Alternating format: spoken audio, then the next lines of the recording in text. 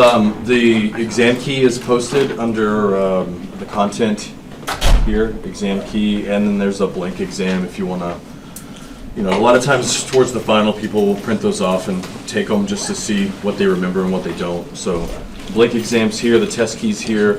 Once you get your exam back, I recommend looking at what you missed and comparing it to the key, just so you can try to learn from your mistakes. And if you have any questions after you've done that, please let me know. But I'll hand those back last 10 minutes or so of class.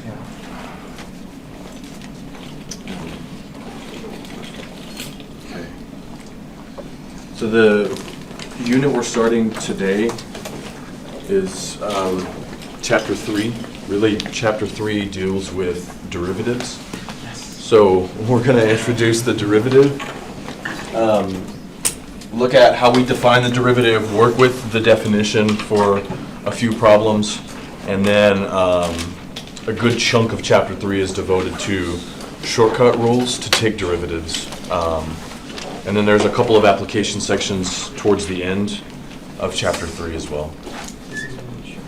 So, okay, 3.1 is the introduction to the derivative. And we said in Chapter 2 what it was, but we're going to say formally here that the derivative is the slope of the tangent line. So remember, the tangent line is just a line that touches the function at one point. So it's kind of like we're taking a little more of an advanced approach. So, like, hey, here's 2 points on this function. Find the slope that connects 2 points as an algebraic process. We're now going to be saying, here's 1 point on a function. How do you find the slope of the line at 1 point, basically? So the derivative is the slope of the tangent line. And we saw that was the same thing as instantaneous rate of change. So all three of those words are interchangeable. Really, in 3.1, we're looking at how do we find the derivative at a single point, and then we move on to find the derivative at all points. Okay. So that's kind of the main idea here, is how do we find the slope of the tangent line, the slope of a line that touches at 1 point. So the thing that we're going to base it off of is what we base it off of in Chapter 2, in 2.1, where we looked at a position function over smaller and smaller intervals, and then we say compute the average velocity over these smaller and smaller intervals. And then based on what those numbers were doing, based on what those slopes were doing, did they approach a single number? And if they did, we would say, yeah, that's the instantaneous velocity. But the way we started off was with this thing right here. We can view this as the slope of the secant line. Remember, that was also the average rate of change. Average velocity, whatever. And then we said all we had to do to modify, or go from a secant line to a tangent line, or to find the slope of those, rather, was to insert the limit as, x or as t approached something on the secant, and then that gave us the tangent. So this was our instantaneous rate of change. Instantaneous rate of change. And so this thing right here is going to be our working definition of the derivative, the slope of the tangent line, the derivative. That's going to be our working definition for finding a derivative at a point. So this slope of the tangent, m tangent, defined by this limit, slope of the tangent line at the point A, so x is this a value, and f of a is the y value. Provided the limit exists, once we have the slope of the tangent line, we can throw it into point slope formula to find the equation of the tangent line. So that's just point slope with the specific slope being the slope of the tangent line, if we're talking about the tangent line. So that's, hopefully somewhat familiar from algebra. You probably saw it as y minus y1 equals to m times x minus x1, where the point given here, the point was x1, y1. So it's the same notation, we're just replacing slope with slope of the tangent, because that's what we're after. And instead of y1 and x1, we're calling that f of a and a, respectively. So the main thing is using this formula we have boxed in blue to find the derivative at a point, or the slope of the tangent line at a point, and then we just chunk it into this point slope formula to get the equation of the tangent line. Okay. So the thing that's kind of happening here, if we wanted to try to visualize this, I know it's kind of generic, but we've got an x value, x, and another x value we're calling a. There's some function, whatever it's doing. I don't know, here's f of x. And we're saying that if we looked at those 2 points here, f of x and f of a,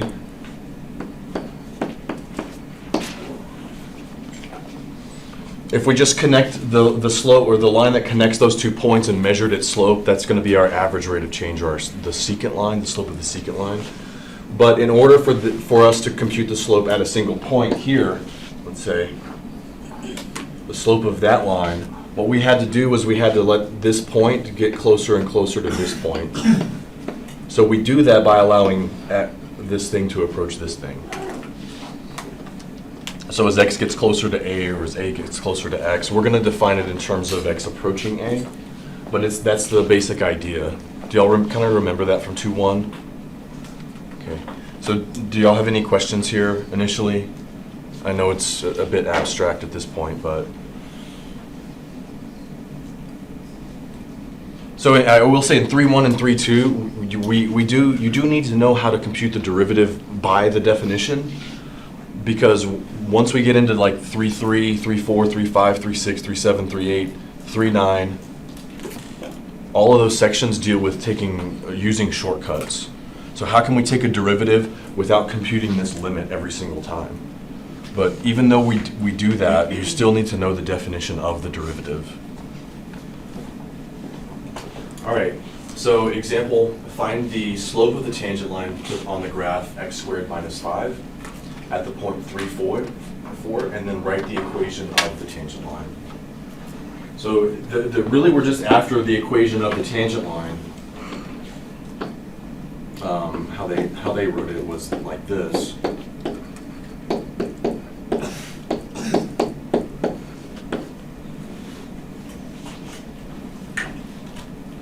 We are already given 2 pieces of information. The 3 and the 4 here, the 3 and the 4 correspond to our A and our f of A. So that's our point. So we'll just fill this out just to see what we're actually looking at. We're looking at the equation of the tangent line is y minus 4 equals to the slope of the tangent line times the quantity x minus a, which is 3.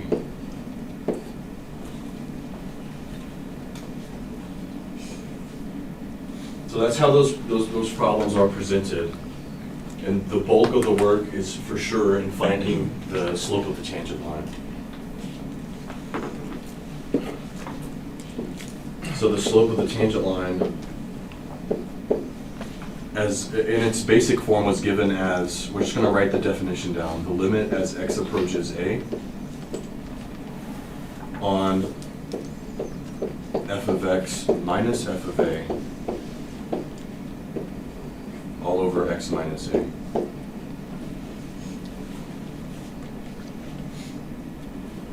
So that's the derivative for any function at any point given to you. And we just have to fill in the gaps. What function are we given? F of x is given as x squared minus 5. So we're computing the limit as x approaches a. A was also given. A is 3. So it's the limit as x approaches 3. On the quotient f of x, x squared minus 5, minus f of a, which was given as 4, so minus 4, all over x minus a.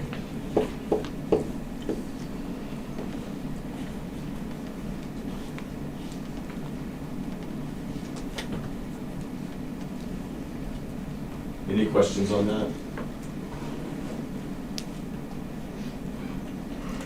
So also important to note that by definition, like if we just looked at the definition of the derivative at a point, all of this stuff, by definition it's the function, or the quotient rather, if you want to think of it that way, isn't defined at a, right? But it's not a big deal because we're computing the limit as x approaches a. Again, in terms of a limit, we don't really care what's happening right at a. We just care about what's happening when we get close to a. So although that function's undefined, you will find in most instances that limit will exist. Okay, so then we just need to simplify this. We have, go down here, we have the limit as x approaches 3. The top is just x squared minus 9 over our x minus 3.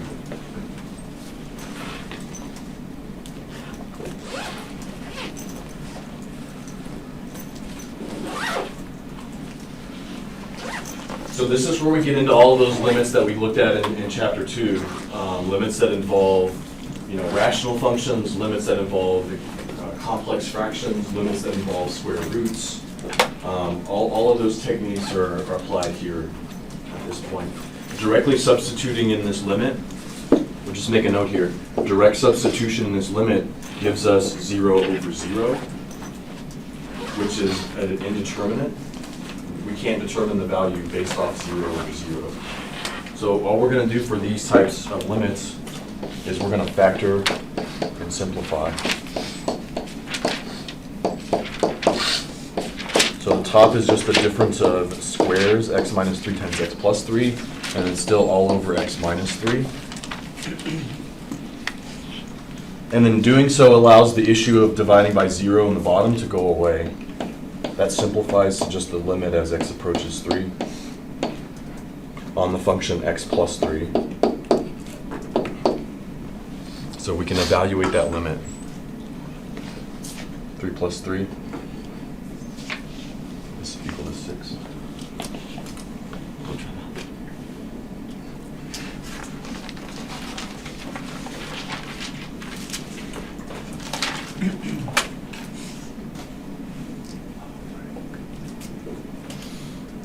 So what is 6 then?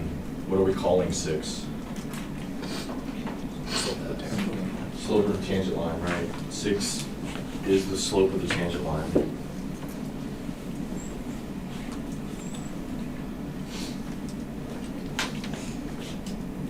Any questions on this?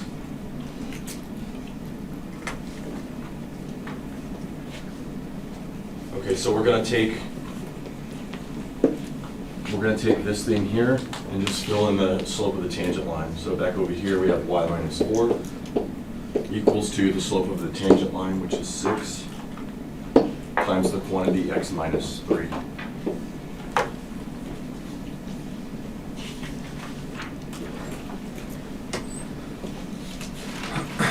And just to have a better idea, we're going to solve for y. Y equals to 6x. We've got a minus 18 plus 4. 6x minus 14. That's the equation of the tangent line. So meaning if we looked at the graph of x squared minus 5, it has a point on the graph x squared minus 5 at 3, 4. If we plot this line on the quadratic function at the point 3, 4, we would have a line that just touches that quadratic at the single point, and that's the line right there. Does that make sense? Does anyone have any questions or comments?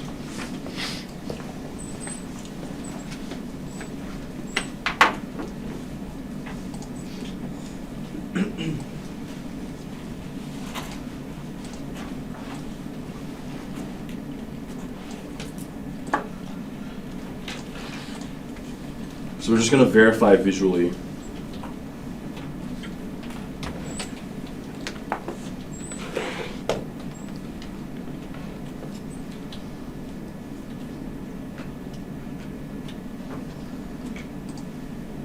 Okay, so as we said we wanted to find the equation of the line that touches at this point.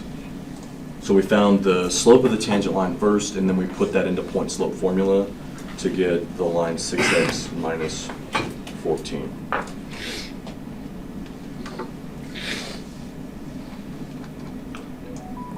So I mean, it does seem like we're touching at other places, but if you get close enough, you can definitely see that it's only in that one spot.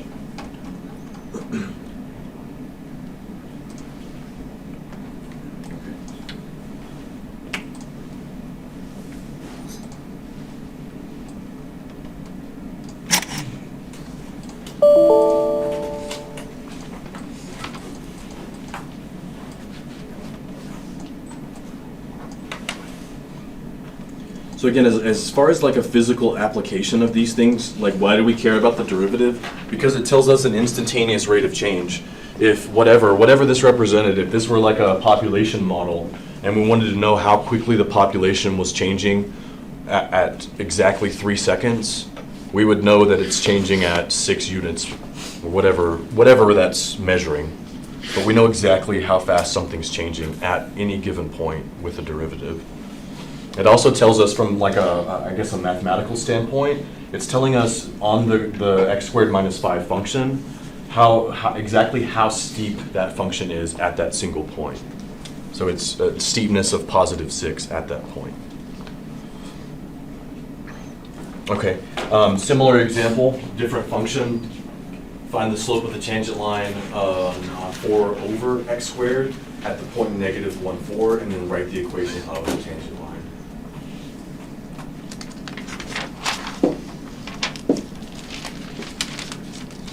So we have y minus the y value of the point. Again, this is going to be y minus 4 equals to the slope of the tangent line times the quantity x minus the x value of the point given. So again, this is negative 1, 4 is a f of a. It's always the point.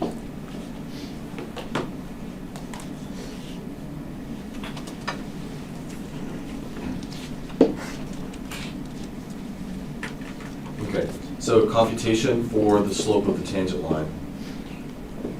Remember, it's the limit as x approaches a. Here, a is now negative 1. So we're going to compute the limit as x approaches negative 1. On our quotient here, numerator is f of x minus the y value. So the function minus the y value of the point over x minus the x value.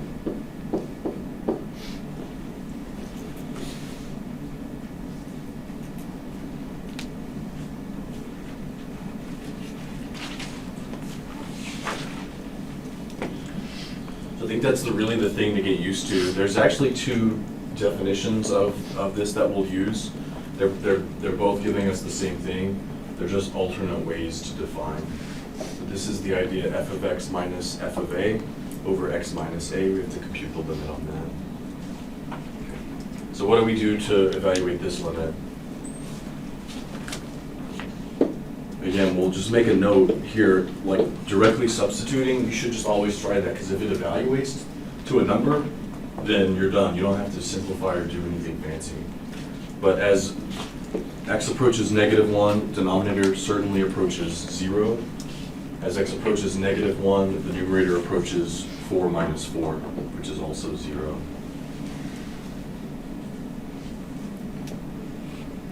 What if that limit turned out to be like 5 over 0 when we plugged in directly? What would we say? Like if that limit turned by direct substitution ended up being like 5 over 0, what would that limit approach? Infinity, right? So all of that stuff that we've talked about in chapter 2 doesn't go away. We have to still keep that stuff in mind. But it is 0 over 0. We've got to simplify. How do we simplify this?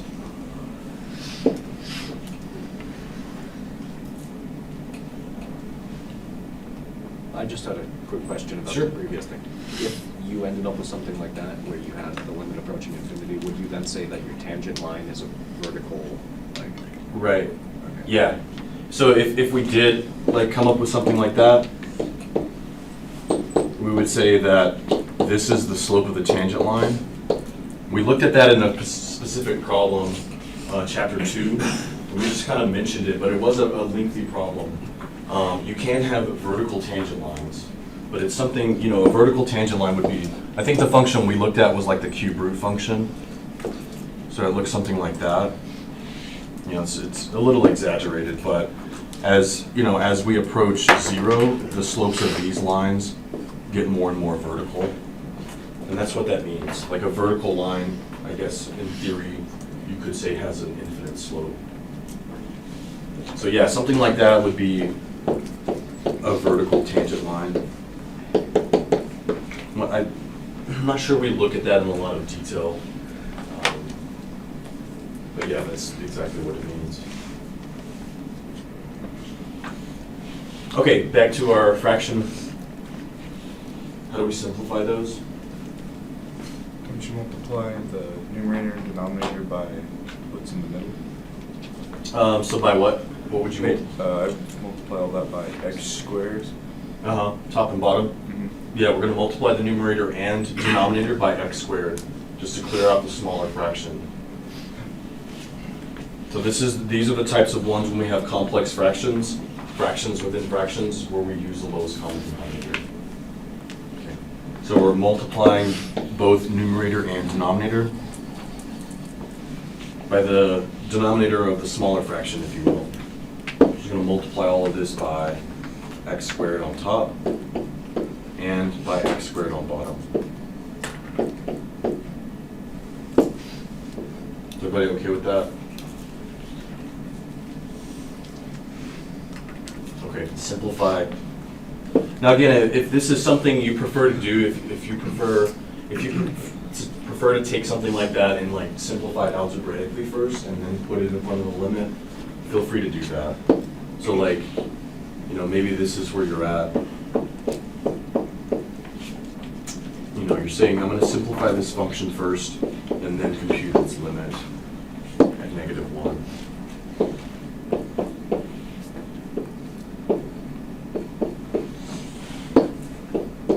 Okay, so we'll simplify it first. Distributing the x squared in, of course, we've got 4 minus 4x squared all over x plus 1 times x squared. And we're just going to leave the x squared on the bottom, like this, multiplying the x plus 1. Because the issue was the denominator is also approaching 0, so that's causing the problems. We want to leave everything factored out in the bottom, because we're trying to get rid of that factor of x plus 1. Okay. So what do we do from here? We still have that problem of x plus 1 in the bottom. Do what? Factor of 4 out of the top.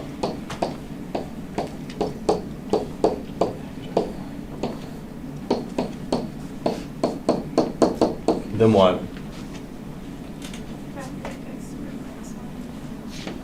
Factor the 1 minus x squared. So 1 minus x squared will factor how?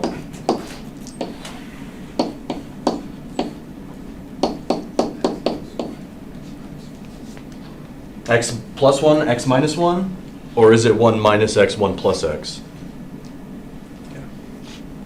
1 minus x, 1 plus x. So be careful, one of those is the same. If I say x plus 1 times x minus 1, one of those is the same, which is this one, but the other ones are different, right? You've got a positive 1 and a negative x is what you should have. You shouldn't have a positive x and a negative 1.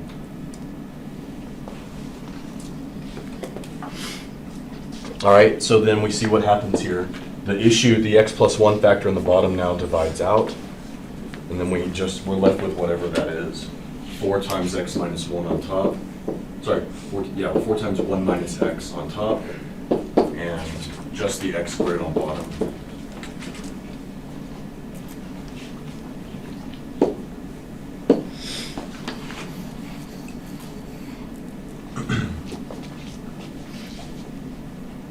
Any questions?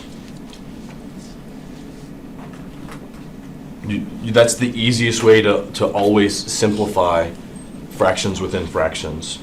The other approach that's a little bit longer but works the same way is you could get a common denominator between the numerators. So I could say, well, if I need to subtract 4 over x squared from 4, then I need to have this over x squared, which means I need to multiply this by x squared, right?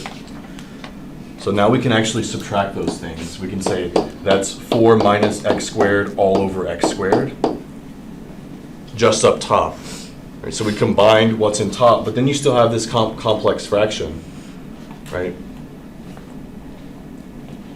4 minus x squared all over x squared. And then we would have that over our x plus 1 after, sorry, x squared on bottom.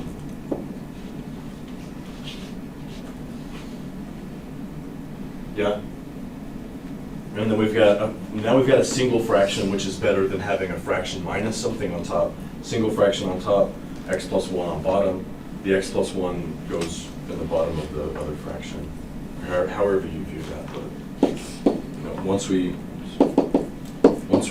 we're here, then the next step is what we just have, the 4 minus x squared. Sorry, 4 minus 4x squared. I missed that both times. 4 minus 4x squared all over this x squared times the x plus 1. So basically that just goes there. So it's the same thing. You factored in, simplified, just like we did.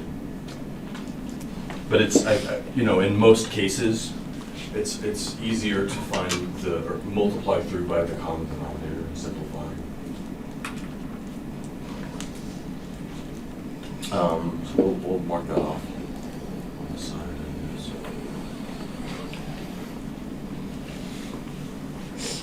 So the function simplified, we know it's simplified because the problem of the x plus 1 on bottom approaching 0, that issue has now been factored out or removed.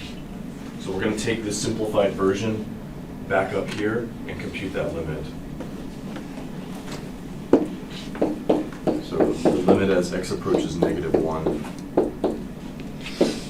4 times 1 minus x all over x squared.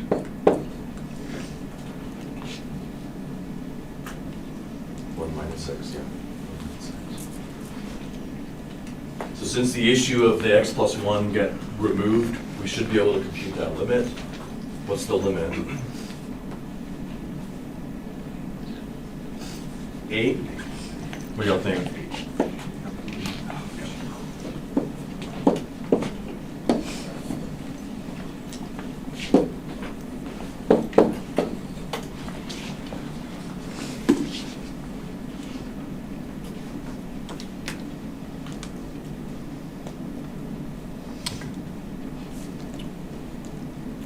So that is the slope of the tangent line on that function, 4 over x squared, at that particular point, -1, 4.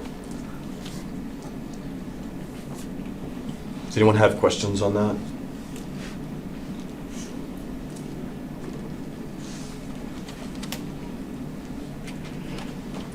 Okay, so there's the slope of the tangent line. We need to put that in the equation of the tangent line. So I'm just going to abbreviate that. Equation of the tangent line.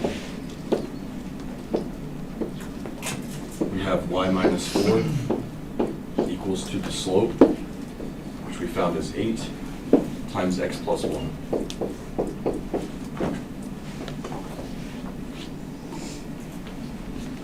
Solving for y, we have 8x. We get 8 plus 4. Y equals 8x plus 12 is the equation of our tangent line. Did I make that blue?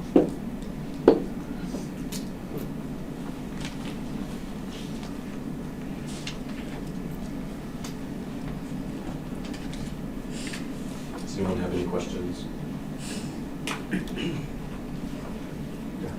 So for the tangent line, so like regardless of like whatever like tangent line we're trying to look for, we will always use the y minus whatever formula because it's Yeah. the linear like line, I guess. Yeah, Okay, exactly. Yeah. So we're always going to use the point slope formula because we are, if you're just asked to find the derivative, we're done at this step. Once we found 8, that's the derivative at that point. That's the slope of the tangent line at that point. But yeah, when you're asked to find the equation of the tangent line, you will always use point slope. Because remember, the tangent line is essentially a line, the slope of the line touching at a single point. So we couldn't use the y equals mx plus b formula for the line. We have a point given to us always, and then we always end up computing a slope. So with a point and a slope, you have to use point slope formula. So 8x plus 12, and then we'll verify that visually. That should, on the function 4 over x squared at that particular point, this should be the line touching at that point.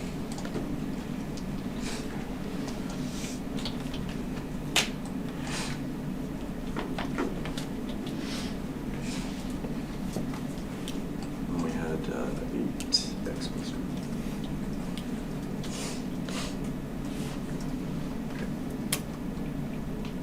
So, just the nature of the function, we see their tangent line passing through, right there, which is fine. It's touching at the point we're required. So we know how steep this function is at that point. If whatever this represented, that the slope of this line, 8, also represents the instantaneous rate of change.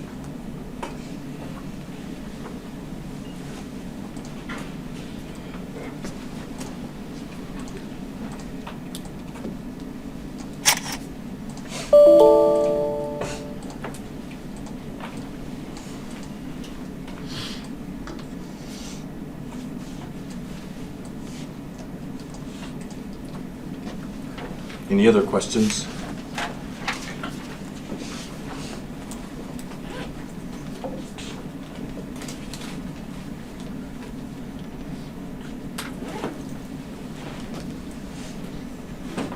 All right. Okay, so I'll give you 7 minutes to compute for this example.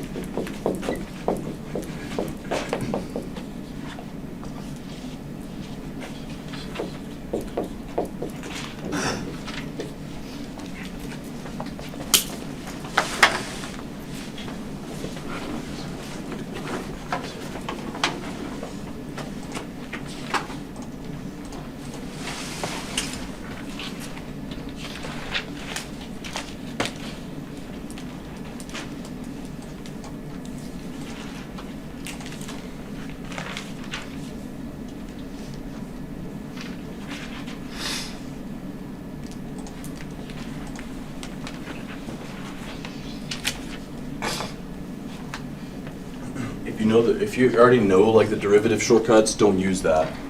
Use the definition that we've been using.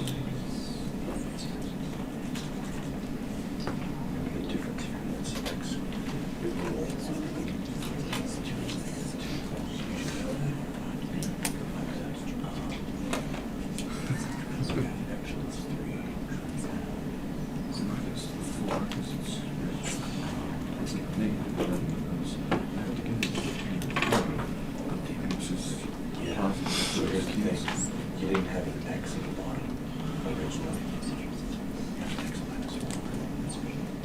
Oh, you're right. So I can.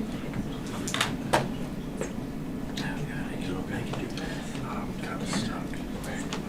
So you set it up right. I think he's the one that's that involves the radicals. Yeah. On the conjugate, so like the conjugate at the top. Well, combined here. Oh, okay. Did you mean for this expression? Yes, by describing X plus 3 plus 5. Oh, okay.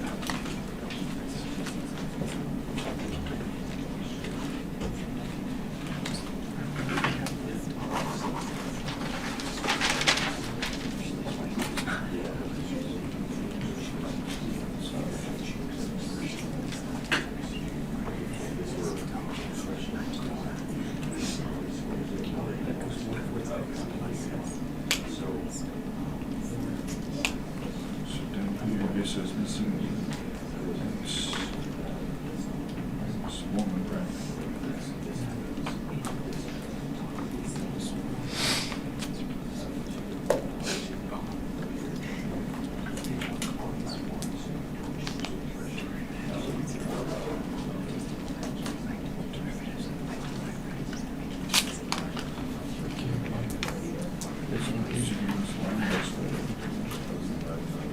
Yeah, I was about to say, I can't wait for the shortcuts.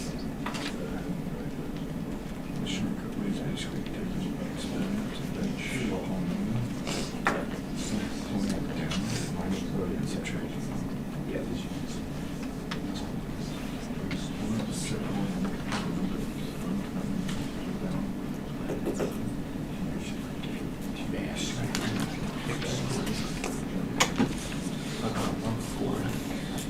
So basically this is one equals X over 1 each, just a second actually. Yeah.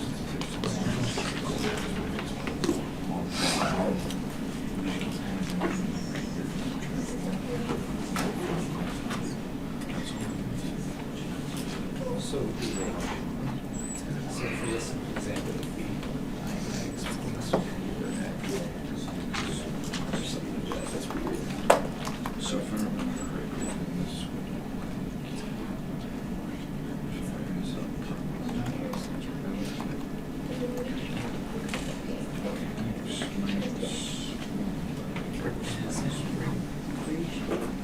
Yeah, that's so. Yeah.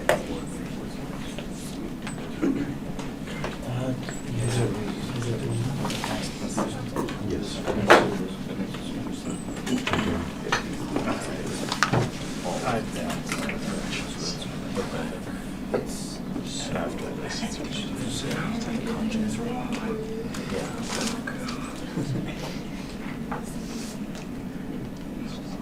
So you multiply top and bottom by X plus 3 plus 2. So for back in geometric school, I don't. Okay. I'm sorry with canceling it out. All right, we'll go ahead and look at it.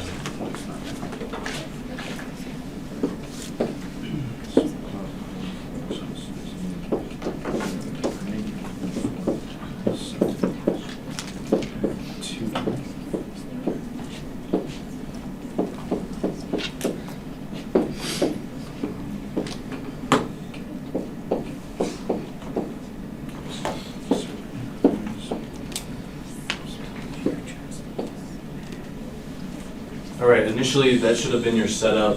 The square root involved, I don't know, for all of our examples with limits and square roots, it was always the conjugate that simplified. So we're going to take the conjugate of the entire numerator, multiply that up top and on bottom.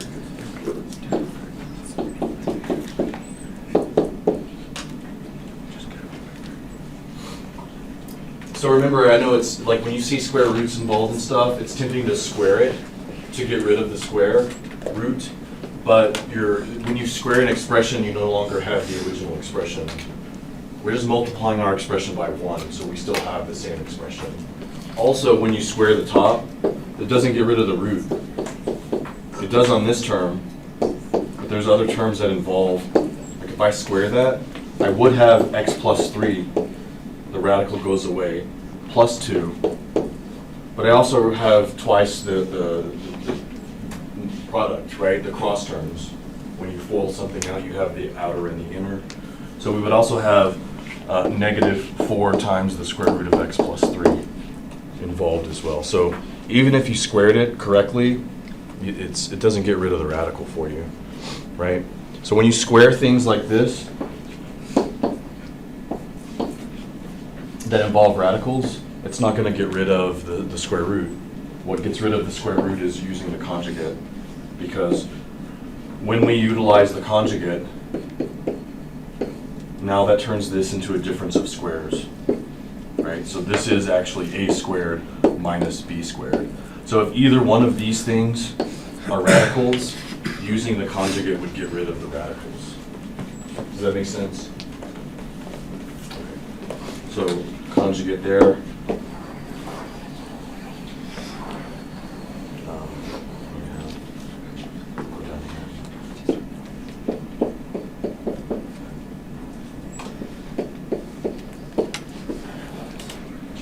So the issue here, the x minus 1 in the denominator, we're just going to leave that. We don't want to distribute that through any of the stuff on the bottom. We're going to simplify the top. The top just turns into x plus 3. So the first one squared minus the second one squared. Again, we just said the reason that's working out is because this is a minus b, and we're multiplying it by a plus b, which is always this. Okay. So as x approaches 1, you've got x minus 1 on top. That x minus 1 on top and this x minus 1 on bottom divide out. So we have 1 on top, and we just have this radical stuff on the bottom.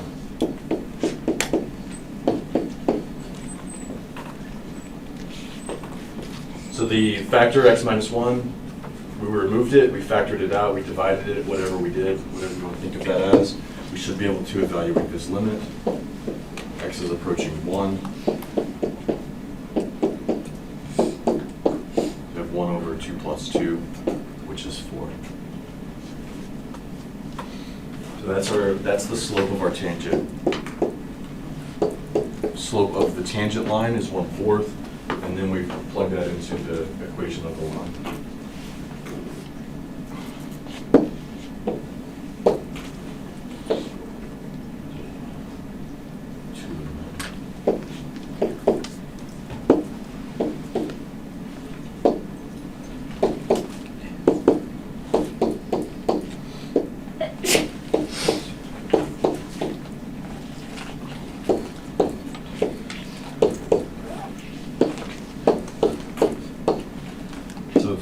Equation of the tangent line, 1/4 x plus 7/4.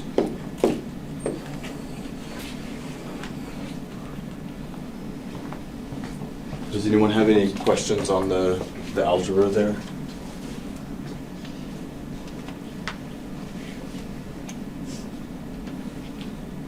Okay, so there's our function, square root of x plus 3. We want to find the line that touches at that point. which we said was this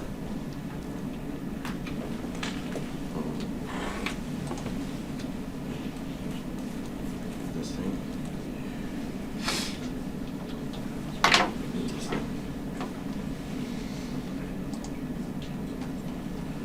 So you can see it doesn't touch there, just here.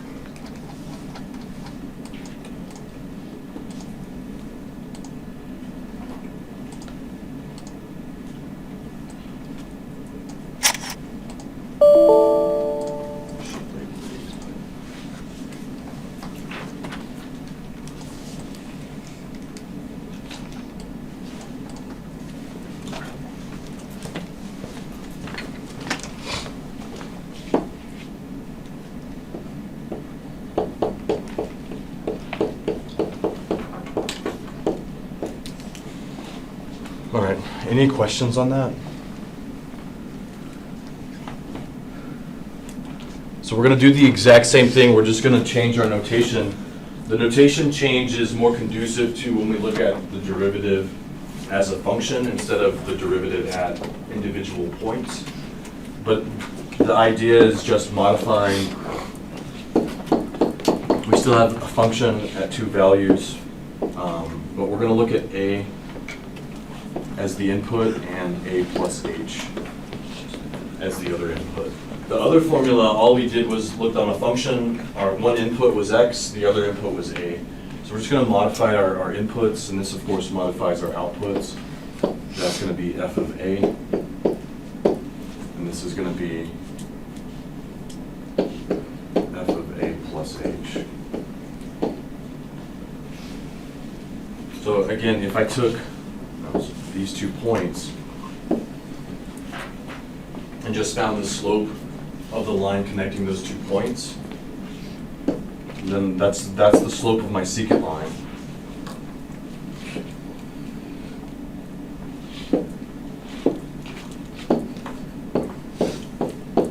Where it's, I guess we would say f of A plus H minus f of A all over A plus H minus A.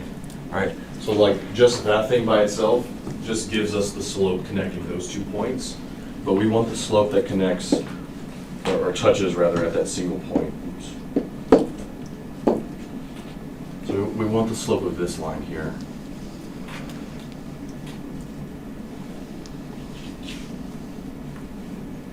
So in order for the slopes of all these green lines to match up on the red line, what do we have to do here? What has to happen?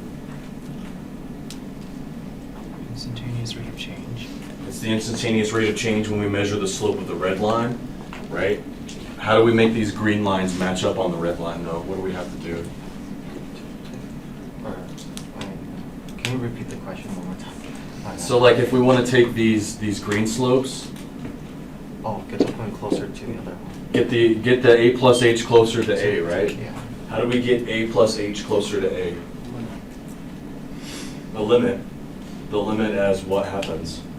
H has to get really small. H has to be pretty much 0, right? Just H is just a step size. If I tell you this point and how far away I am from that point, H, you know exactly where you are. So H is just the distance you are from A, your starting point, if you will. So in order for this point here to approach this point along our function, we have to have A plus H approaching A, and we do that by letting H approach 0. Does that make sense? Okay, so that's the only modification we've made. The formula for the derivative looks a little bit different, but only because we made that modification.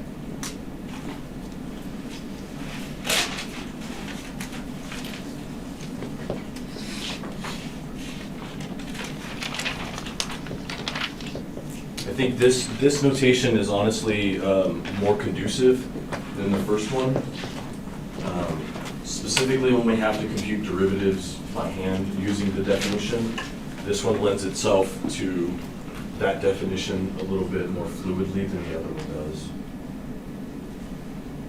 does. Does that kind of look familiar here, this thing? Does that kind of look familiar? what? Yeah, the end of trig, right? The difference quotient. But your difference quotient that you computed was f of x plus h minus f of x all over h. Do y'all remember that? So they said in trig, if you remember that, or in pre-calc, if you remember that, they said, hey, find and simplify the difference quotient. And that's all you ever did, right? So you probably wondered, like, why would we find this and then just simplify it and then leave it alone? One, it was just the slope of a line. But two, like when you get to calculus, all we do is add the limit as h goes to 0 on this. So we find our difference quotient, we simplify it, and then we compute the limit as h goes to 0. Now you have your derivative. So that's kind of what all that builds up to here. We're not actually getting to this definition until the next section, but I'm glad some of you recognize that form. I mean, if your last class was fresh in your mind, you might remember that. That's fine if you don't. Okay, so the thing we have to deal with here is this f of a plus h. Like f of a is just another y value. H is just h. But we have to compute f of a plus h. We have to know what that is. Okay. So if it says find the slope of the tangent line at a point, you've got two different definitions to use. The one we were using here, or this one here. I would recommend that if you're going to use either one, that you try to use this one. It's like a lot of this stuff is going to be a moot point by the time we get to derivative rules in section 3, sorry, 3.3 and on. But we're looking at it this way now. There will be an exam question where you have to compute a derivative this way too. So we're going to go back to that example. To the function x squared minus 5 at the point 3,4. Remember, we already computed the slope of the tangent line at that point. We said it was, 6. And we're just going to verify that this alternative formula works. So we're going to write out the definition. The m tangent is the limit as h approaches 0. We have f of a plus h. What is our a here in this example? What is a? Is what? 3. So let me just write the definition down, and then you want to fill in these blanks. I guess they're really not blanks. But before you compute this limit, I would strongly recommend filling out what a is. So our a is 3.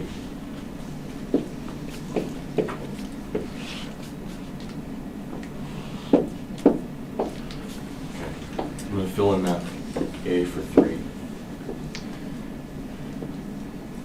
Guess what? We know f of 3. It's given to us. It's 4. The only thing we don't know is what x squared minus 5 evaluated at 3 plus h is. So with this definition, I think there's a little bit more work on the front end in computing f of a plus h, but there should be less work on the back end of like simplifying, conjugating, factoring, whatever you have to do. Okay. So we're going to go down here and compute f of a plus h, or f of 3 plus h.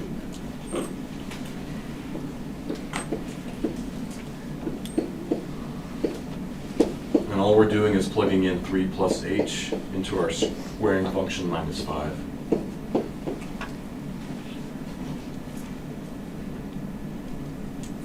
Maybe I'll just write this here, f of x. X squared. Sorry, the board's bouncy. So we just want to find out what this is. We've got 9 plus h squared plus 2 times 3 times h, 6h, and then it's minus 5.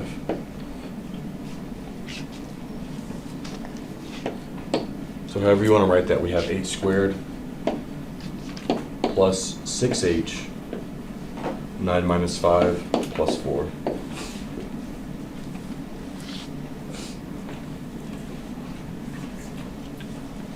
Let me do this in a different color.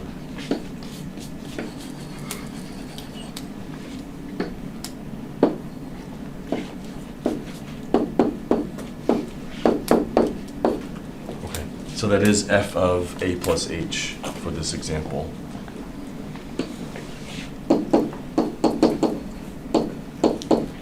We're going to put that up here.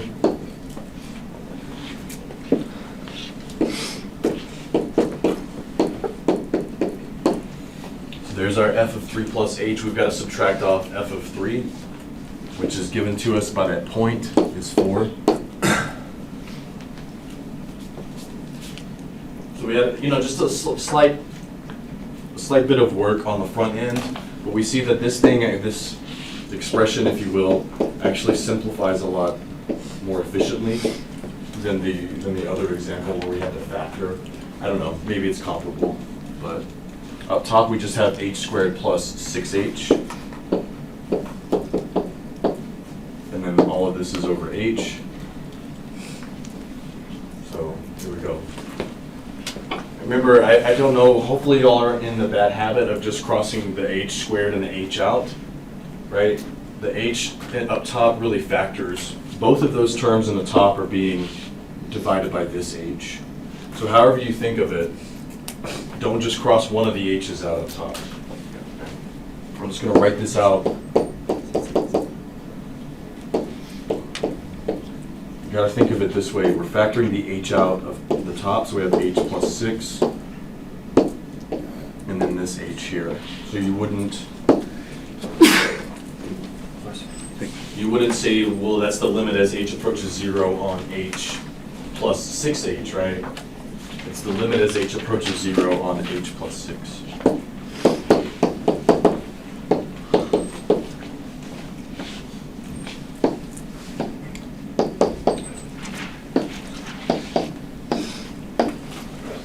So then our tangent line, the slope of the tangent line is the same. We plug that into a point slope formula. You get the same exact equation of the tangent line. But that's really the main thing we wanted to verify. Okay. So does anyone have questions on that one?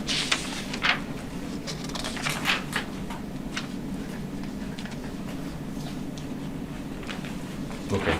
So the next example is for you to try.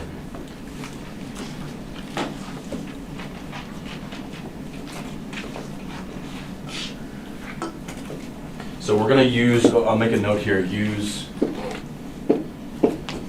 this alternative definition.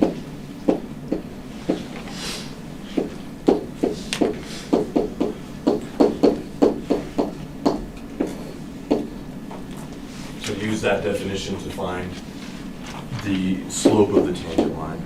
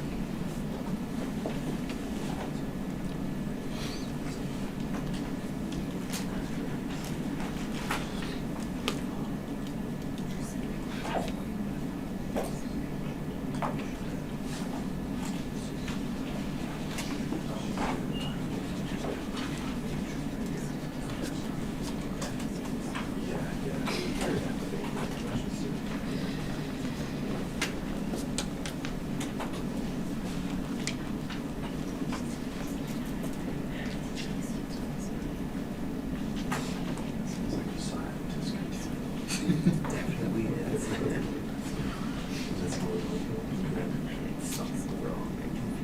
Okay, so that's definitely A plus H2. Here, okay, minus. Alright. H plus 1 plus 1. So we could just make it this fraction base. Okay, so yeah, exactly. That might help.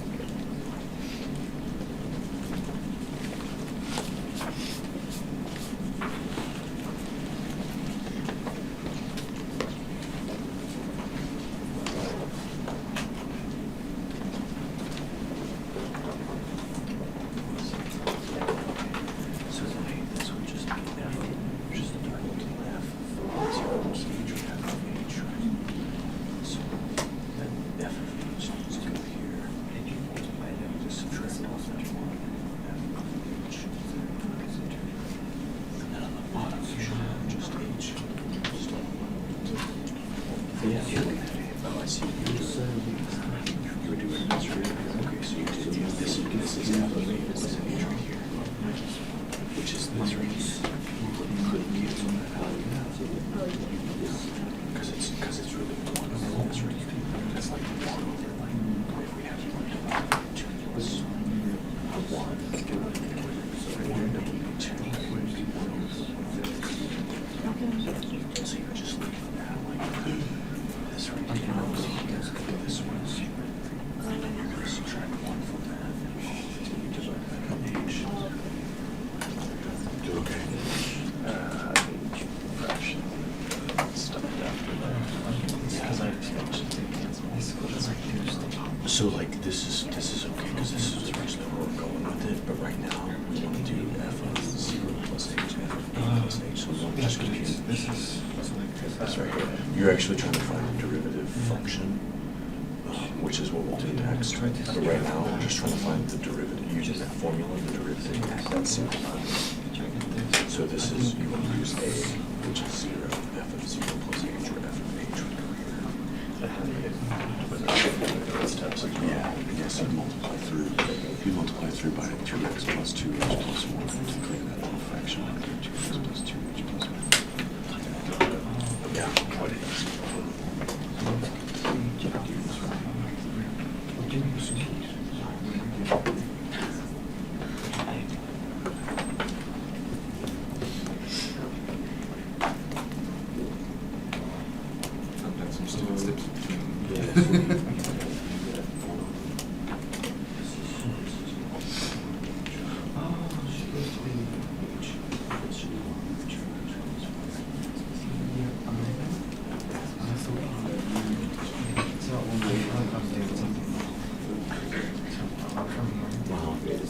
Right.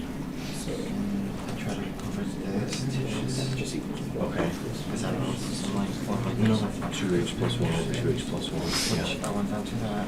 Okay. And negative 2h for that. Yeah, Right. Now it's this over h, right? Right. Right, okay, so there. How can I take h from this part? I feel So what would happen, you want to simplify this fraction now. So like you would insert the 4, right? So that h is down here multiplying that other 4. this, so it's h over 1, right?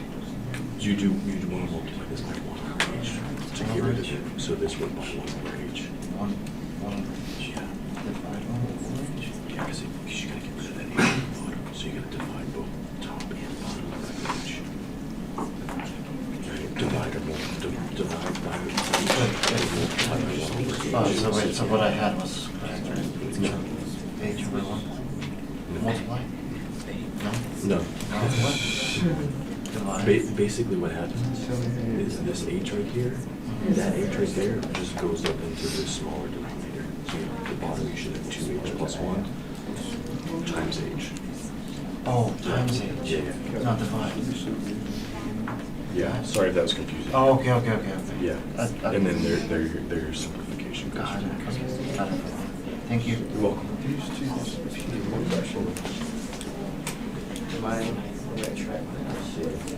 Okay, I got it. So this is minus 1. that should be equals to minus 1.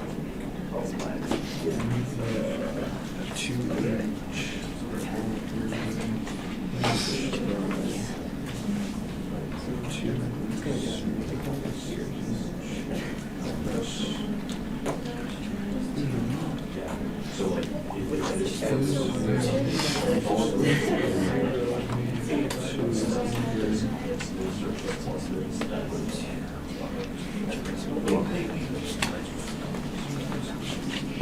So I'm just going to work this now. I don't want to keep y'all too long after. We should have had a break a little while ago. So we'll finish 3.1 with this example and we'll go on break. We're computing f of a plus h. Remember, this is our a, and this is our f of a. So we've got to compute f of 0 plus h minus f of 0. 2. Let's write that down.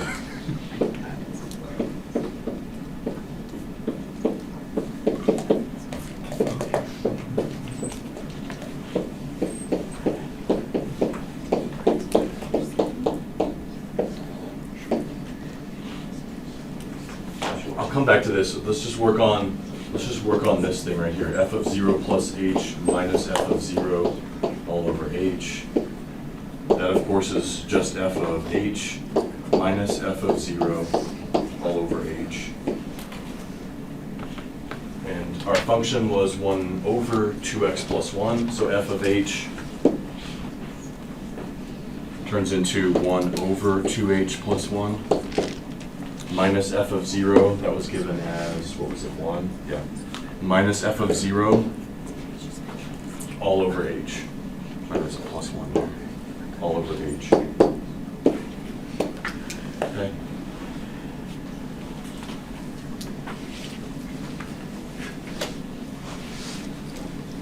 So there's our quotient set up once we've fit in the appropriate information.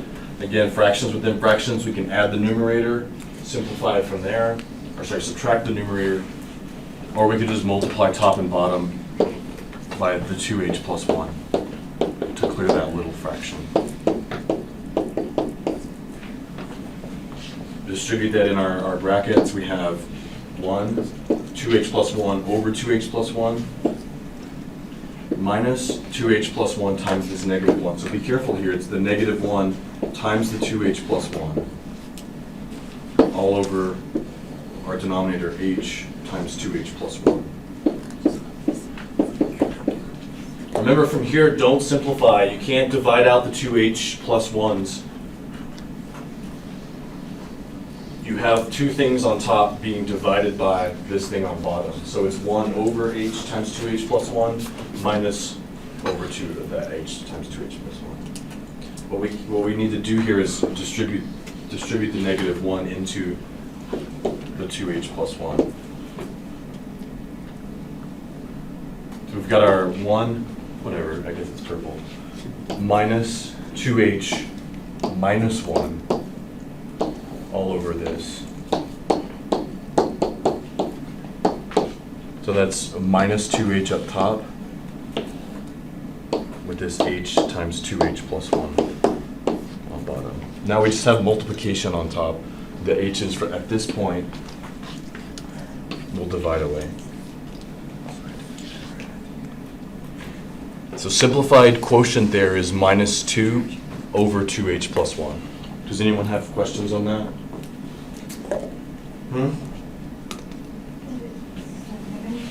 It is a negative 2.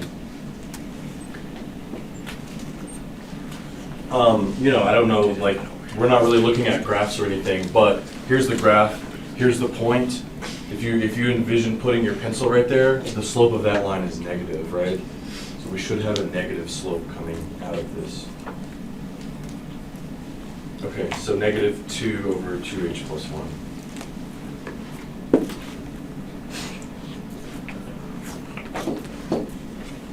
That's great now. So limit as h approaches 0, our simplified quotient here. And as h goes to 0, the limit is negative 2 over 1, which is negative 2. That's the slope of our tangent line at that point.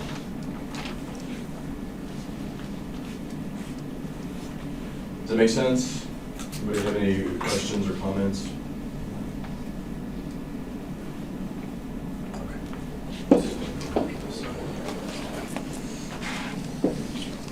And then the equation of the tangent line, equation of the tangent line, y minus y1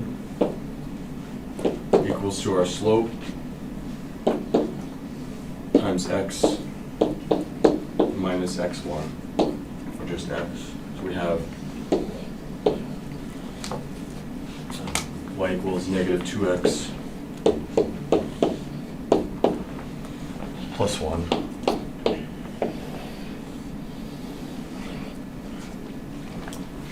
I'll just highlight this again. This is the same negative 2.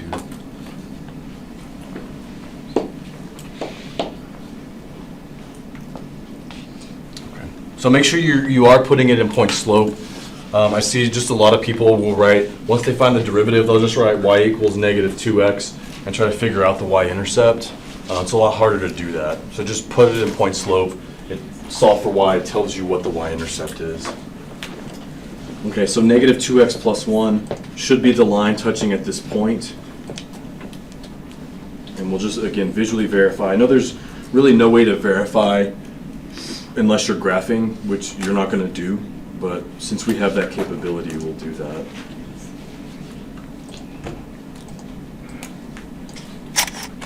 Okay, so that's...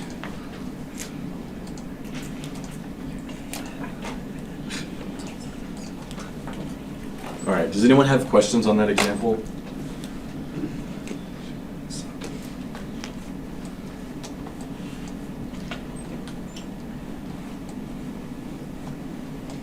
I'll put that down here somewhere.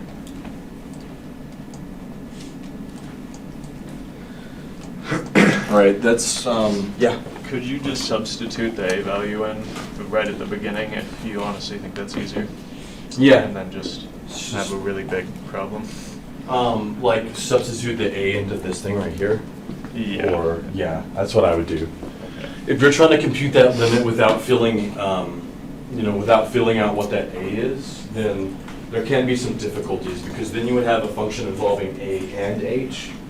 And then at that point, you're trying to figure out, okay, well, what is a and h doing? A isn't doing anything in that formula. A is always a fixed number. So I would definitely recommend before computing that you just fill in what a is before going on.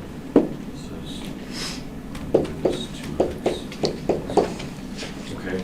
Any other questions on any of this? That's going to conclude 3.1. If y'all have any questions. All right, so we'll take a break and then start 3.2.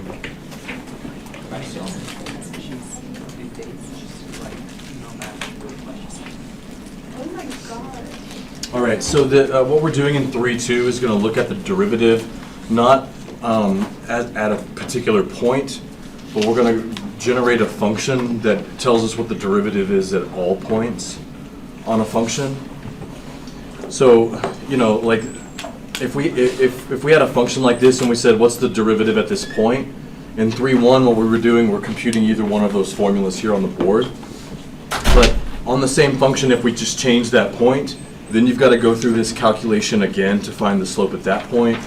And so it would be very tedious because we know at like all of these points we have different slopes. And we don't want to compute 100 different derivative at a point for something that we can get with a single formula.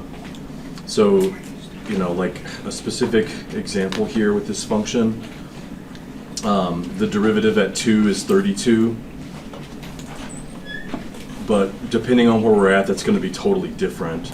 So is there a way to come up with a function that would generate all of these outputs here for any of these inputs on a particular function? And that's what we get with the definition of the derivative function. So notice this is a slightly different than what we looked at just a second ago. because this one here, where we computed the limit as h approaches 0 on f of a plus h minus f of a over h. I should have left them over. But this actually outputs a number. That just gave us some number in return. This function here, or this computation here, gives us a function in return. A function of x in return. And that function of x we get out of that computation is the derivative, the slope of the tangent line, at all points on the function f. Okay, so I don't think they say, that's read f prime of x.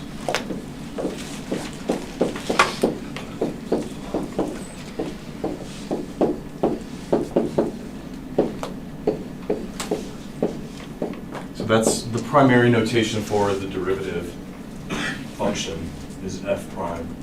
So we use f prime to show that it's related to or derived from the original function. But the only modification we made to our last formula was we replaced a with x. So in that blue formula, the a was a fixed x value. Here we're not going to fix x. We're just going to let it vary and leave it as x. That way, instead of outputting a number, we're going to output a function instead. Oh yeah, that's right. I have it right here. Okay. That's the only modification we make in order to get the derivative function. Once we have the function f prime, and we want to find the slope of the tangent line at the point when x equals 1, 5, negative 36, we just plug all of those x values into f prime. So we'll go back to this example, x squared minus 5. We found the slope at the point 3, 4, but we're going to find the derivative. And notice we know that it's saying find the derivative as a function because it doesn't say find the derivative at this point. The derivative at a point will always be a number, just like a function at a point is a number. So the derivative of x squared minus 5, then we're going to say f prime of x, the derivative function, is the limit as h approaches 0 on f of x plus h minus f of x all over h, just the definition, and we're going to fit that in with our function. So just like in the f of a plus h instance, the f of x plus h is the thing that we have to figure out. So we have to actually compute before we simplify that quotient. So now what we see is this is our difference quotient and generally how it's presented. If we just attach the limit as h goes to 0 on our difference quotient, that will give us the derivative function. So we'll do that down here. F of x plus h is just x plus h squared minus 5.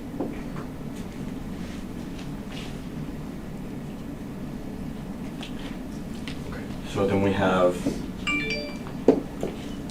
x squared plus 2 times x times h plus h squared minus 5.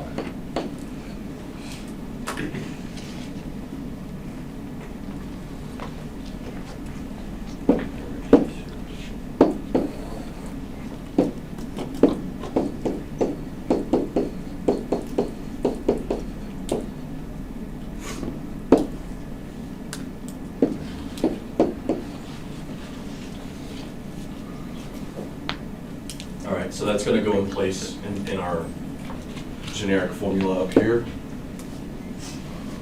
Do this over here.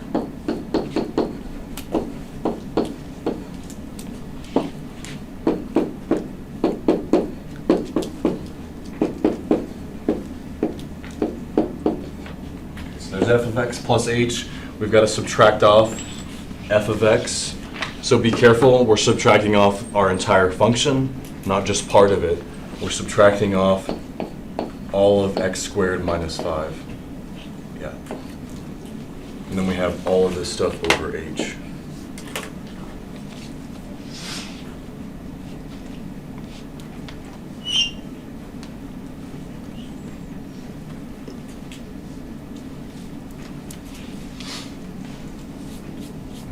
Any questions on that?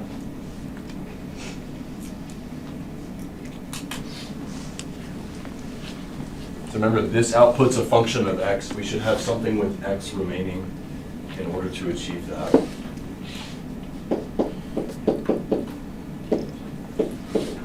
To simplify the top, we've got the x squares canceling out and the 5 and negative 5 canceling out. So what we're left with is just 2xh plus h squared all over h.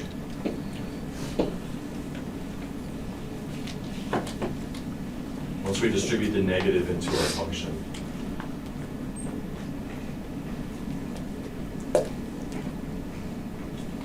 All right, both things on top are divided by that h. So we have the limit as h goes to 0. We have 2x plus h to the first.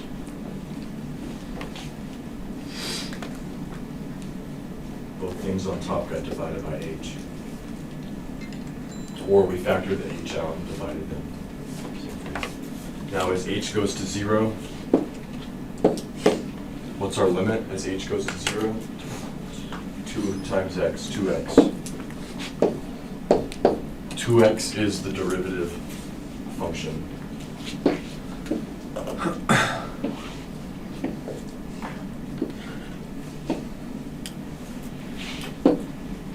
So we're ready to just condense it here. F prime of x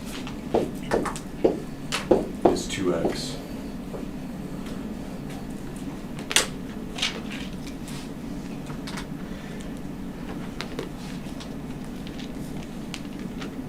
Any questions? Yeah. Right.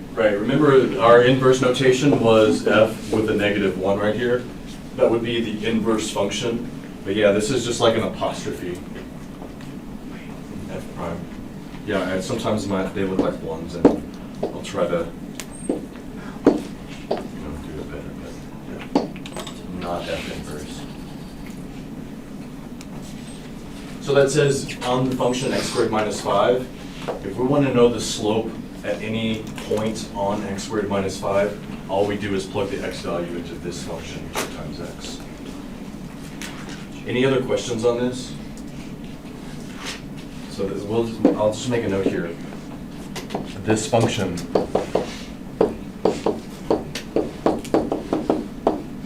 gives us the slope of the tangent line, m tangent, at all points on the function f of x equals to x squared minus 5.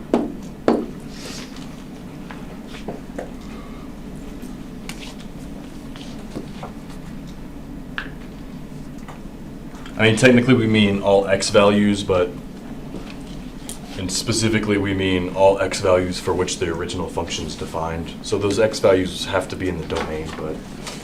How does this formula differ from the f a plus h?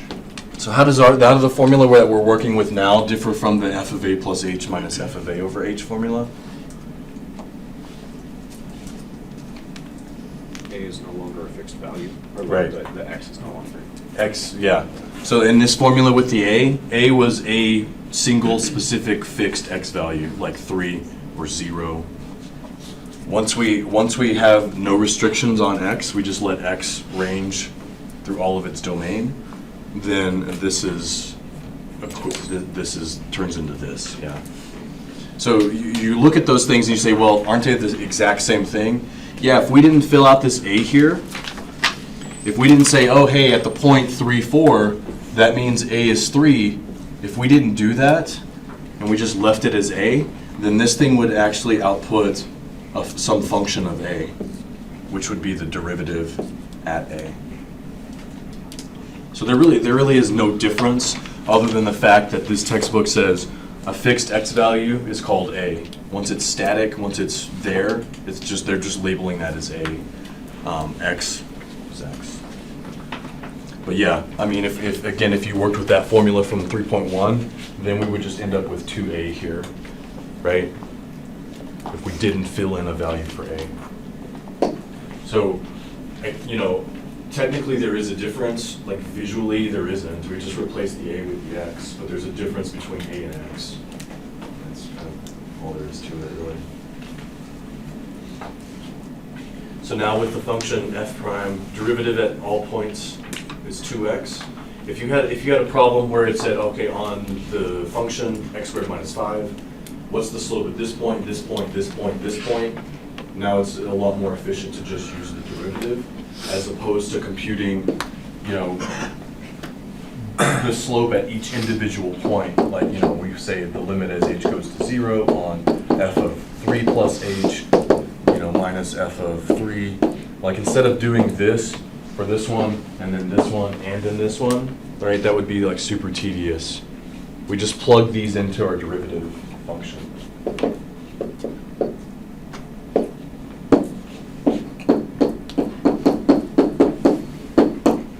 So what's the slope of the tangent line at the point 3, 4? We found that earlier in 3, 1 to be 6, but we're just going to take that to be this f prime of 3. It's 2 times 3, which is 6.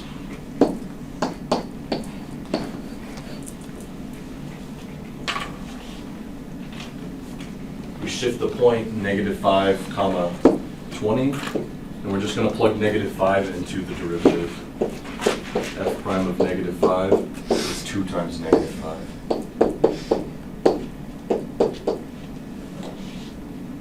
Or -10. So now we have a function that describes the slope of the tangent line for any x value on the function. Oh yeah, thank you. Is that clear enough, I guess? -10. And then add -2, 1, again, x is -2, that goes into the derivative, f prime of -2.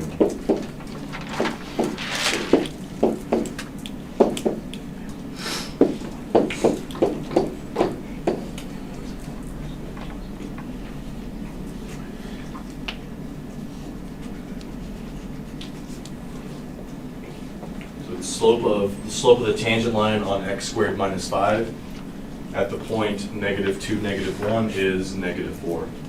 With that slope, if we had to, we could write out the equation of the tangent line. Do y'all have questions on that?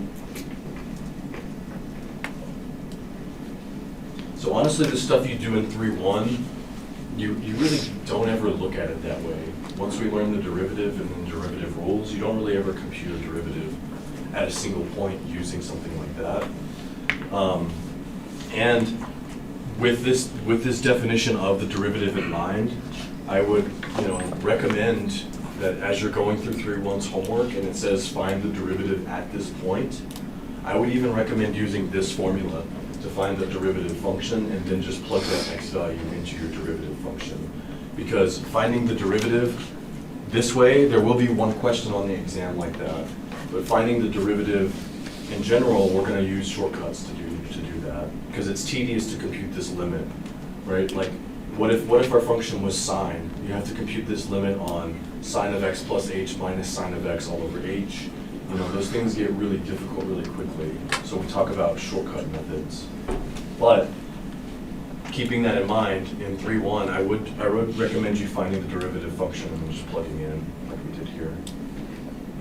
Because either way, you're finding the derivative at a point, or the slope of a tangent line at a point. Yeah, did someone have a question? You answered it, my friend. Okay. So yeah, again, these things we'll label just so we're keeping the connection that this is the slope of the tangent line at this point. This is the slope of the tangent line at this point, and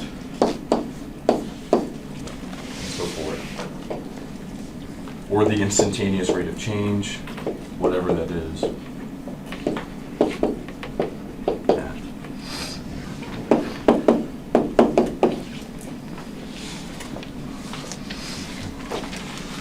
Are there any other questions?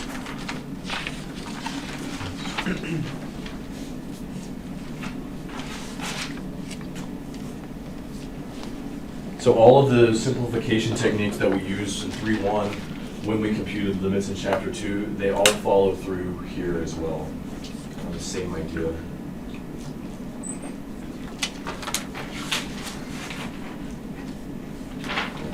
Okay, we'll look at a couple more examples finding the derivative function, find f prime of x. So this definition for f prime, you don't have to memorize it, I will give it to you on the exam, but you have to know how to use it, of course. So like, this would be provided to you.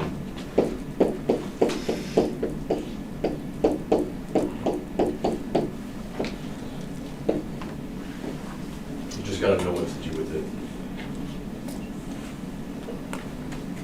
And really, all you have to do with it is figure out what f of x plus h is and then simplify it. That's all you ever have to do with this. I'm gonna just go down here and compute.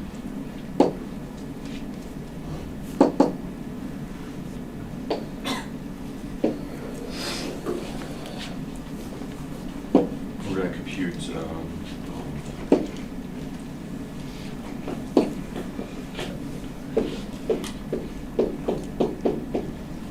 f of x plus h. Our function was 1 over x squared. So we have 1 over the quantity x plus h squared.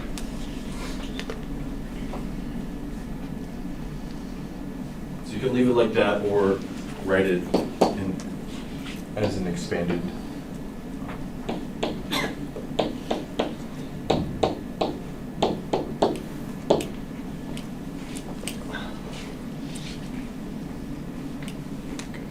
There's f of x plus h, 1 over this stuff. We'll put that here. This thing.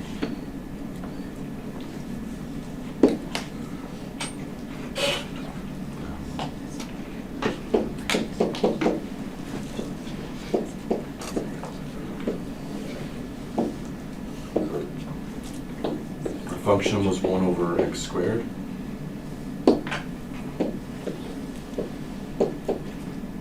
Sorry.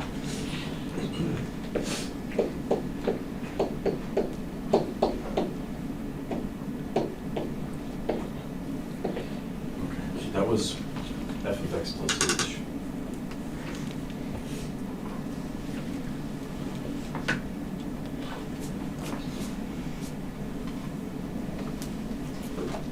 Step 1, figure out what f of x plus h is. Step 2, put it there.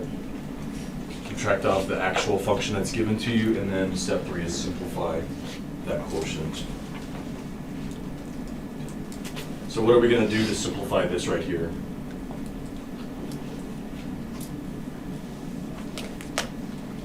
It looks like a mess. Yeah, lowest common denominator. And honestly, like I said, I wouldn't even worry about figuring out what the lowest common denominator is.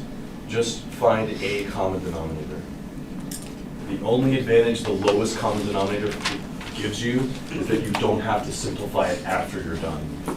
If you can find a common denominator, then you'll have to simplify after it's done.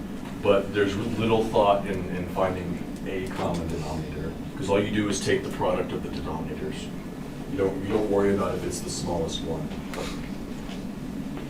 So all we're going to do is multiply top and bottom of this by the product of these two denominators. We don't care if it's the lowest or not. We're going to multiply all of this by all of this. So it may seem like a mess, but things cancel and get a lot more simple.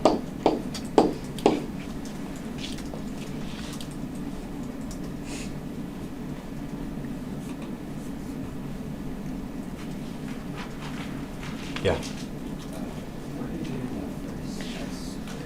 That's from this one here.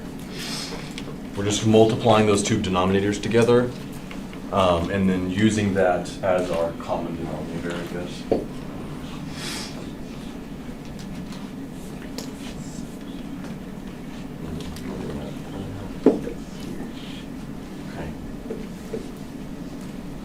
So when we multiply, we distribute that red stuff into the brackets, we have the, times this first one, we just end up with our x squared. Times the second, the minus 1 over x squared. Just be careful here because you've got the x squares dividing out, but you have this negative 1 times all of this stuff.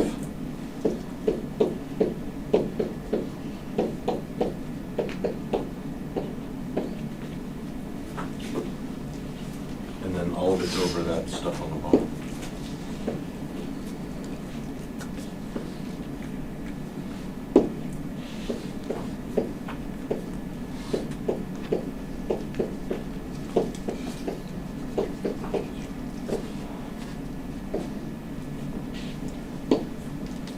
Is everybody all right with this step here? Are there any questions?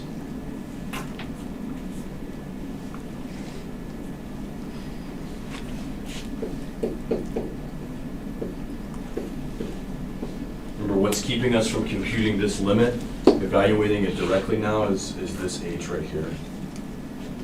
So we gotta hopefully we get an h up top that divides that away.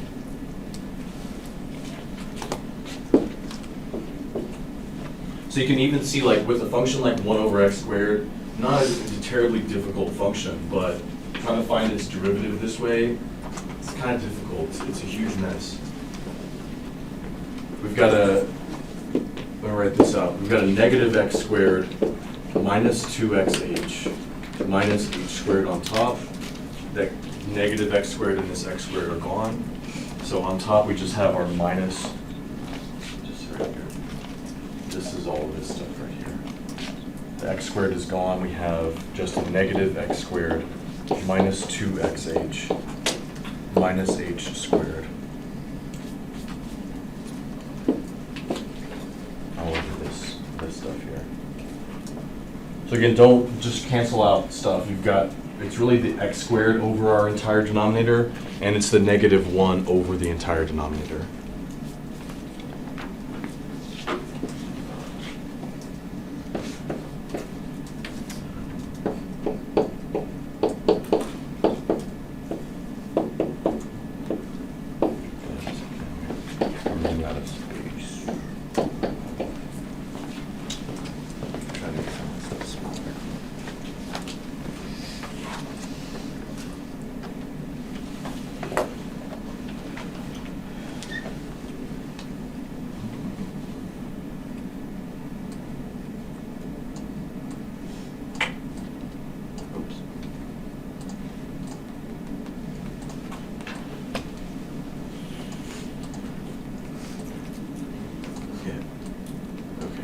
Piece by piece.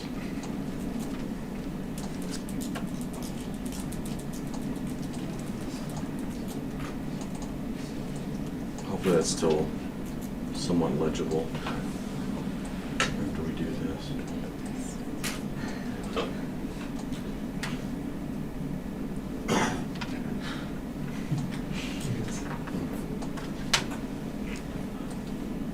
Oops, that's all together. It's this one.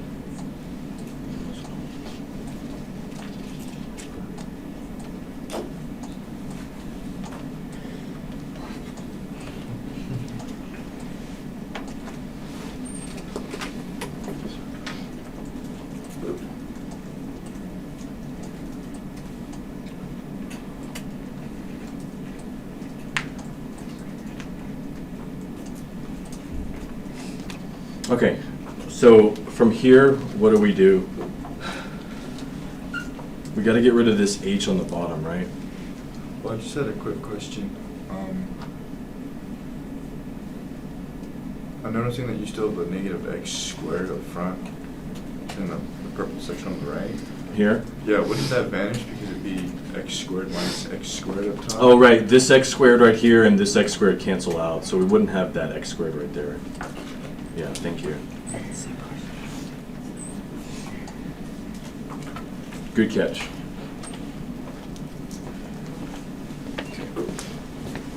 Yeah, that x squared. And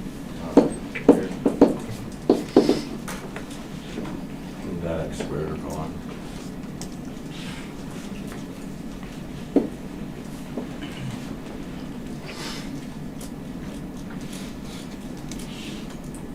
So easier question, where do we go from here? Now you can get rid of the H. Now we can get rid of the H. Remember, it's both of these things on top divided by all of this. So we're gonna get rid of one H in each that thing in the numerator, or we're gonna factor the H out and divide it. However you wanna do that.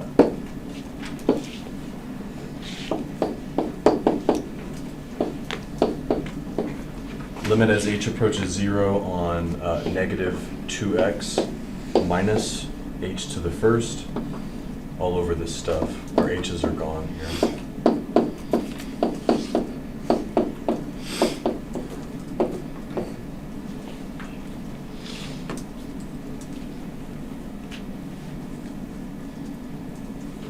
So now we can actually compute this limit as H goes to 0. Do that here.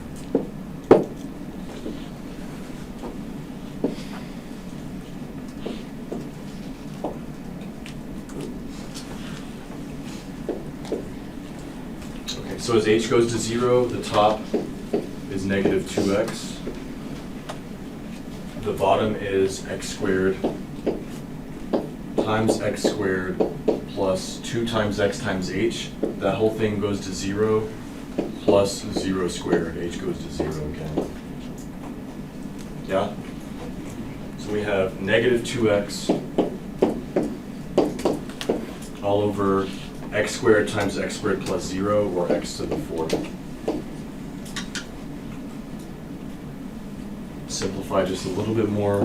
We have negative 2 over x cubed, or negative 2x to the negative 3. I guess we could write that here.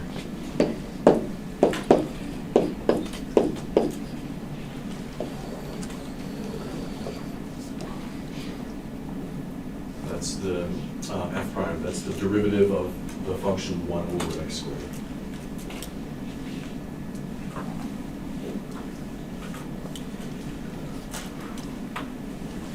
So it's a little bit harder to show at this point visually. Like if we looked at both of those graphs, it wouldn't really mean anything. We do in this section talk about based off the graph of a function, like how would we come up with the graph of the derivative. So I think we'll hold off on the graphs until we've talked about graphing the derivative. Okay, any questions on this?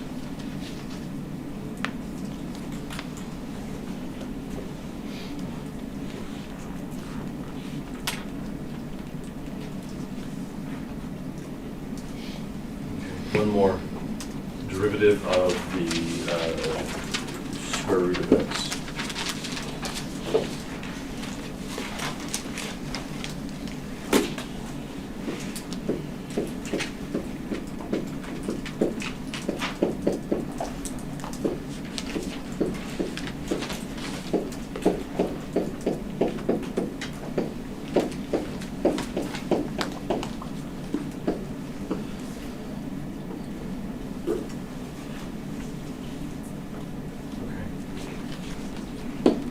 So there's no need to remember that definition. Hopefully you can, because it's just the slope with a limit attached to it. But I will provide that on the exam. Okay. So f of x plus h, the square root of x plus h. This. F of x plus h minus f of x all over h.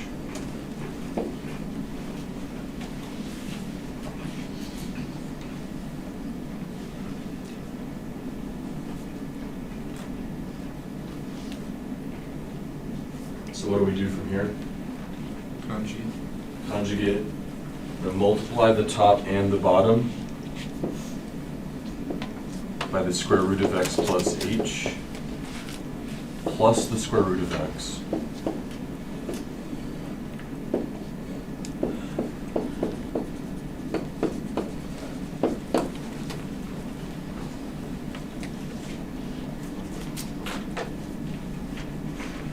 Okay.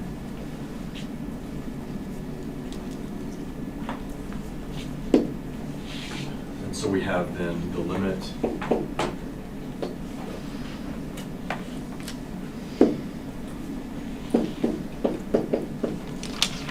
as h approaches 0. What's up top?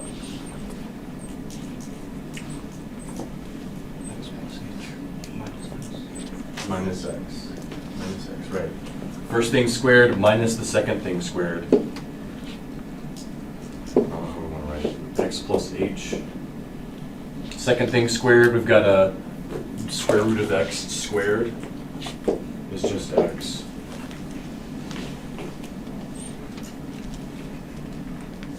So again, worth pointing out here that we're not squaring to get rid of the square roots. We're multiplying by the conjugate. So we have a squared minus b squared. And then that's all over this denominator here.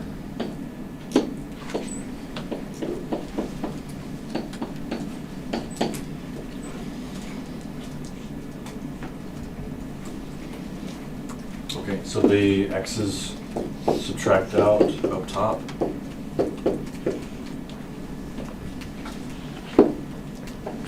So that and that are gone.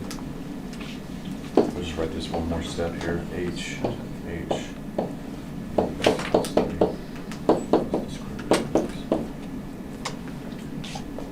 Yeah.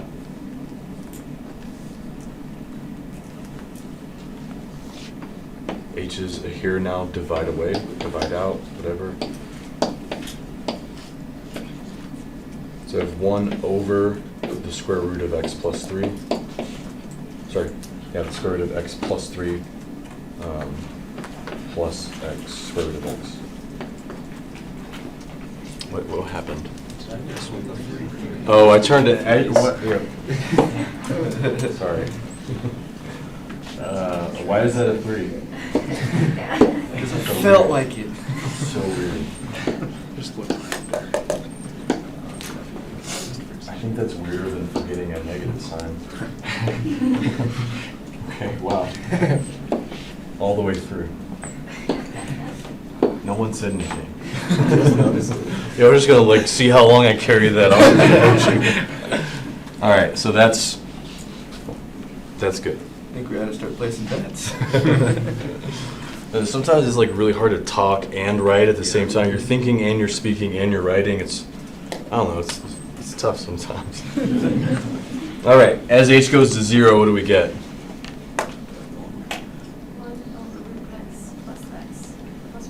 1 over root x plus root x. Yes, that. 1 over the square root of x plus the square root of x, which now we have 2 of those. So we'll say it's 1 over 2 times the square root of x. Or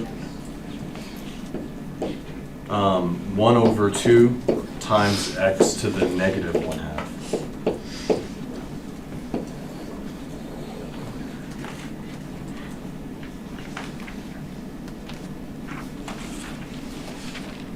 So, just we're gonna get to 3.3, which tells us shortcuts.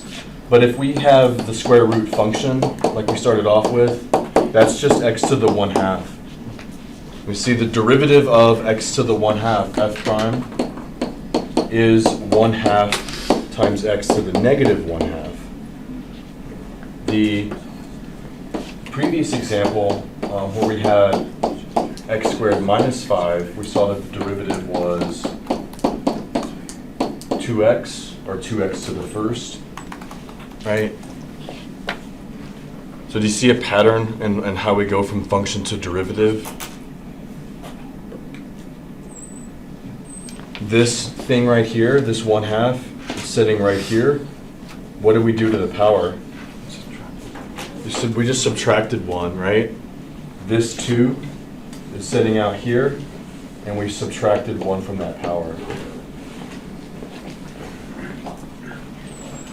So anyways, we'll talk about that later. Any questions on the square root of x derivative? Yeah. I just have one quick minor question. When we're solving all this algebraically, do we have to write out limitation as h approaches 0 every time? Not every time. Yeah, if you want to simplify the quotient first, and to this stage right here, and then compute the limit, you can do that. Yeah. Any other questions? So I'm gonna pass your exams back.